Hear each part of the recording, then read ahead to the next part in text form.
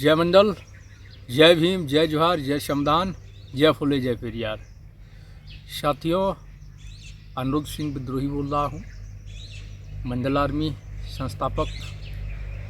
हमारे साथ में इधर बैठे हुए शिवरतन सिंह जी, ये प्रवक्ता हैं मंडल आर्मी से, और हमारे राष्ट्रीय कमेटी कोर कमेटी के अध्यक्ष हैं सुधीर जी, पत्रकार। दोस्तों, कुछ महत्वपूर्ण जो पॉइंट हैं, जैसा कि आप लोग जान रहे हैं कि हम तमाम साथी, और इन दो साथियों को तो आप कंटिन्यू देखते हैं पूरे कार्यक्रम के दौरान। साथ में हम लोगों ने एक कार्यक्रम शुरू किया जिसकी जानकारी आप में से बहुत से लोगों को है और बहुत से लोगों को नहीं भी होगी। 25 अगस्त 2022 मोरहो मधेपुरा बिहार से कार्यक्रम का नाम रखा गया आत्मसम्मान मंडल संकल्प अधिकार यात्रा, मंडल यात्रा। और हमारी मांग थी, जो है अभी भी, जातिवार जनगणना करवाई जाए, जनसंख्या के अनुपात में प्रतिनिधित्व का बंटवारा हो, मंडल कमीशन को पूरी तरह लागू किया जाए, कॉलेजियम, क्रीमिलेयर, लैटरल एंट्री, निजीकरण, इन सब को बंद किया जाए, न्यायपालिका में हमारा प्रतिनिधित्व लागू हो, और जो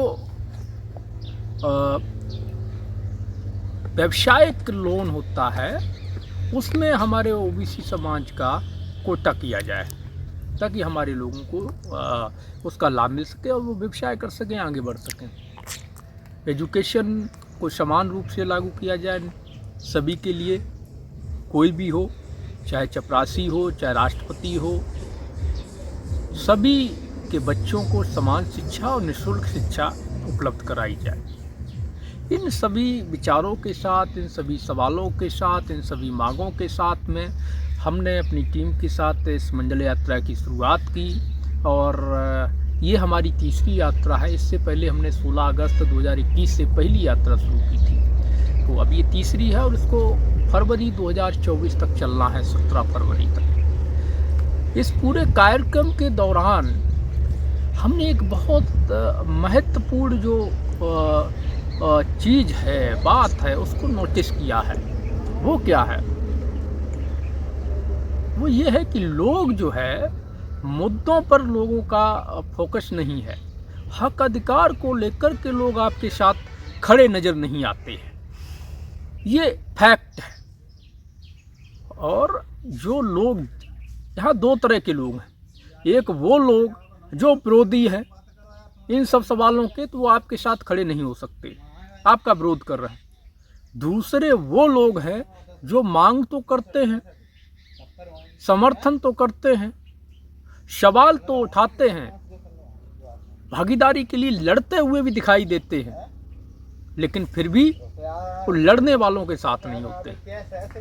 फिर वो किस तरह लड़ रहे होते हैं और किन लोगों के साथ होते हैं? तो ये सबसे महत्वपूर्ण है। आप जरा गौर से सुनिएगा कि यहाँ लोग धर्म के साथ हैं। धर्म के साथ कैसे हैं? अब आप समझ रहे होंगे कि ये हिंदू धर्म वाले हैं, हिंदू धर्म के साथ। ऐसा नहीं है दोस्त। जो हिंदूवादी हैं वो जहलता तो फैला ही रहे हैं, जो कट्टर हिंदू अपने आप को बने घूम रहे हैं, जो किसी को इंसान ही नहीं समझ रहे हैं। यहाँ वो लोग भी धर्म के साथ हैं जो मानवता की बात करते हैं, जो खुद को जागरूक कहते हैं, जो समानता के अधिकार की बात करते हैं। अगर आप इस यात्रा में जिस तरीके से हम लोग मेहनत कर रहे हैं और जिस तरीके से हम लोग अपना खुद का खर्च भी कर रहे हैं, समय भी लगा रहे हैं, अपना खुद का शरीर भी बर्बाद कर रहे हैं, और उसके बावजूद भी, ऐसा नहीं है, तमाम साथी आर्थिक सहयोग भी कर रहे हैं, उनका शुक्रिया है जो साथी कर रहे हैं, पर उसके बावजूद इसके जो खर्चे डेली 4-5 हज़ार रुपये का खर्चा होता है, 1-1.5 लाख रुपए का महीने का खर्चा है, तो उस हिसाब से सहयोग नहीं मिल रहा। पर जो समझदार साथी हैं वो करते हैं, जो उनकी क्षमता है, उनका आभार है। लेकिन सवाल ये है कि यदि हम इस यात्रा को मंडल यात्रा का नाम ना दे करके अगर धर्म का चोला ओढ़कर निकले होते तो पीछे हुजूम होता, संसाधन होते, पैसा होता। अगर हम हिंदू देवी देवताओं की मूर्तियां लगा करके हिंदू धर्म के प्रचारक बन के निकले होते, सारी सुविधा संपन्न सारी व्यवस्थाएं होती, जो कट्टरवादी लोग हैं वो साथ खड़े होते। यदि हम जो अपने आप को जागरूक कहते हैं बौद्ध यात्रा धम्म यात्रा लेके निकले होते, हमें कोई तकलीफ नहीं होती। जागरूक करने वाले लोग जो बुद्ध को मानने वाले लोग हैं वो साथ खड़े होते। अगर हम इसी तरह किसी अन्य धर्म, इस्लाम या फिर सिक्खी, किसी का भी प्रचार करने के लिए निकले होते तो हमें कोई तकलीफ नहीं होती। आप सोचिएगा, यहाँ पर लोग, ये मेरा अनुभव है क्योंकि हम ज़मीन पर इस चीज़ को देखे हैं, लोग जो जागरूक अपने आप को कहते हैं उन लोगों ने काम की सराहना की, पीठ को थपथपाया, उत्साहवर्धन किया, लेकिन साथ खड़े नहीं हुए, सपोर्ट नहीं दिया। और उन्हीं लोगों को हमने, जो लोग कहते हैं कि समस्या है, अगर उनसे हमने आर्थिक सहयोग की मांग की तो जैसे कर्मचारी हैं तो कहते हैं अरे साहब थोड़ी सी सैलरी मिलती है, इतनी महंगाई है, उतने में हमारा खुद का गुजारा नहीं हो पाता। उन्हीं लोगों को मैंने धर्म के नाम पर, धार्मिक कार्यक्रमों के नाम पर लाखों रुपए खर्च करते देखा है।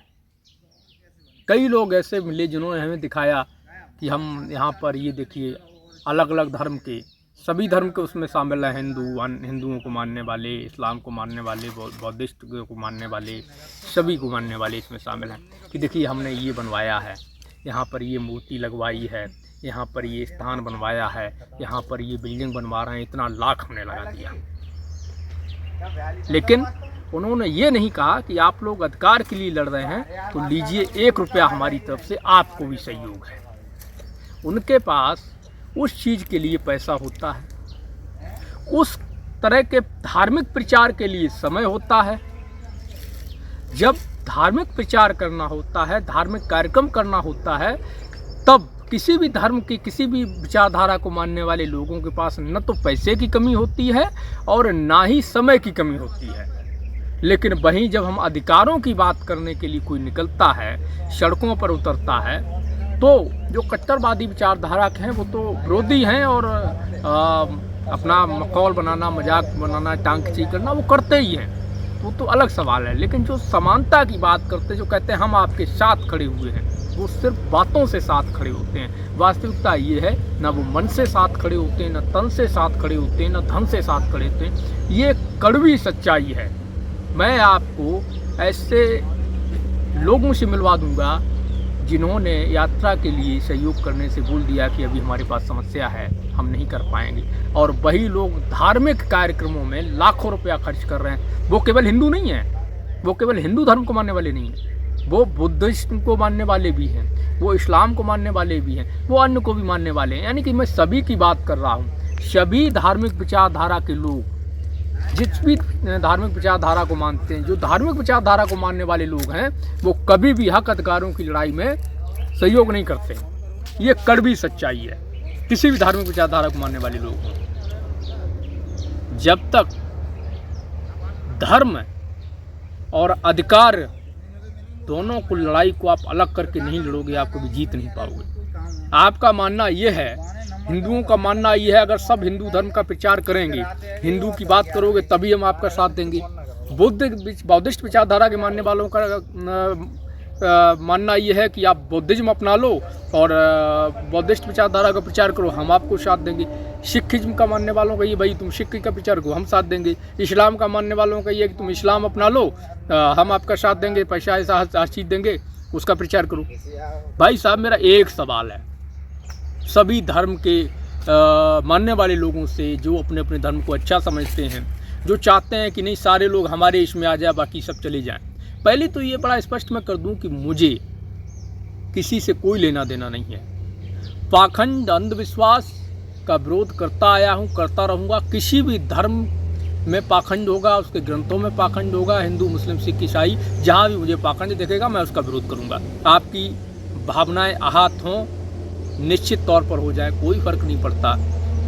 बुद्धिज्म में पाखंड दिखेगा, मैं उसका भी विरोध करूँगा, कोई भी हो, मैं सबका विरोध करूँगा पाखंड का। अब एक सवाल मैं पूछता हूँ, मैं हिंदू राष्ट्र वालों से पूछता हूँ कि आप किस मुंह से ये बात कहते हो कि भारत को हिंदू राष्ट्र बना दिया जाए, सब हिंदू हैं, जबकि आप अपने ही हिंदू ओबीसी भाइयों का, एससी भाइयों का, एसटी भाइयों का शोषण करते हो, उनके अधिकारों का विरोध करते हो, आप जातिवार जनगणना का विरोध करते हो, आप आरक्षण का विरोध करते हो, उनकी नौकरियों का विरोध करते हो, अच्छे रहन सहन खान पहरावे का विरोध करते हो, उनकी घुड़चड़ी का विरोध करते हो, मूछ रखने का विरोध करते हो, मंदिर में घुसने का विरोध करते हो, आप उनके हर अधिकार का, समानता और सम्मान का विरोध करते हो, आप उनको गुलाम बनाए रखना चाहते हो।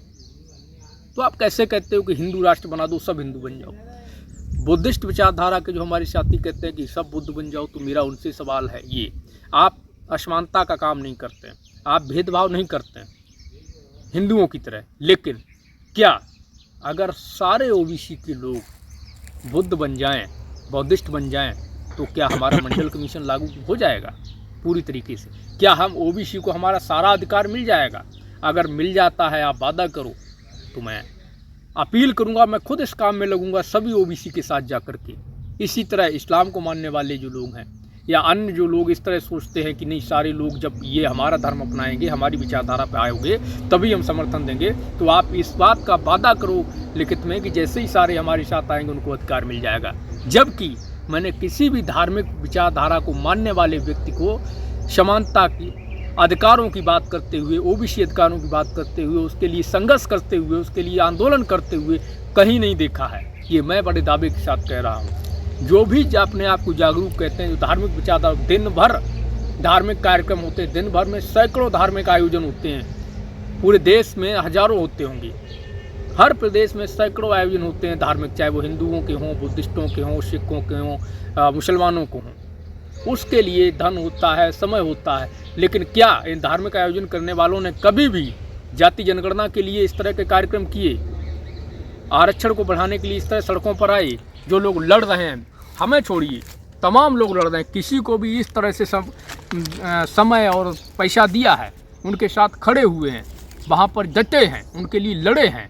आपको विचार करना होगा इस बात पर, आखिर सामाजिक न्याय का आंदोलन कमज़ोर क्यों है? आखिर मंडल कमीशन लागू क्यों नहीं हो पा रहा है? आखिर जाति जनगणना हो क्यों नहीं पा रही है? जब आप समानता की बात करते हो, समान अधिकारों की बात करते हो, तब उसी सवालों को लेकर के जो लोग लड़ रहे हैं, आप उनके साथ नहीं होते हो। आप कोई भी हो, किसी भी धर्म को मानने वाला हो, धार्मिक आयोजनों में सब बढ़ चढ़ के खर्च करते हैं, बढ़ चढ़ के समय खर्च करते हैं, लेकिन सामाजिक आयोजनों में न तो उनके पास समय होता है, न धन होता है देने के लिए। अधिकारी वर्ग के लोग, जो अधिकारी हैं, जो चाहें तो अच्छे से सपोर्ट कर सकते हैं जो लोग लड़ रहे हैं उनको, लेकिन वो सपोर्ट नहीं करते हैं। क्यों?